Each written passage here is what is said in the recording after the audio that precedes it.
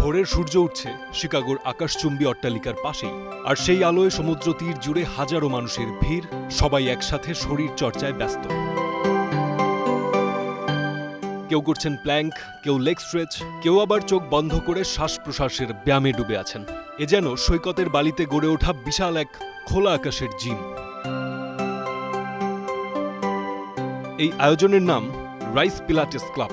মাত্র 1 বছর আগে শুরু হয়েছিল 12 জন বন্ধুকে নিয়ে। আজ সেই ছোট্ট আয়োজনই বদলে গেছে হাজারো মানুষের মিলন মেলায়।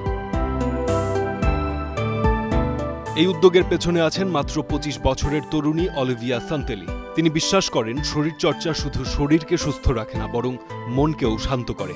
তার নিজের জীবনে পিলাটিস তাকে মুক্তি দিয়েছে উদ্বেগ আর হতাশা থেকে। তাই তিনি ভেবেছিলেন কেমন হয় যদি সবার জন্য এটি বিনামূল্যে করে দেয়া যায়।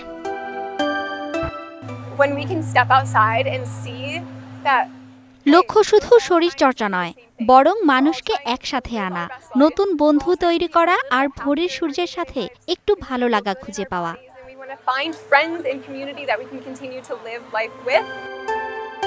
অংশগ্রহণকারীদের কারো মতে এটা দুশ্চিন্তা দূর করে, কেউ আসেন শরীর ভালো রাখতে, কেউ আসেন সমুদ্রের ঢেউয়ে মনকে শান্ত করতে, আবার কেউ আসেন নতুন বন্ধু খুঁজতে।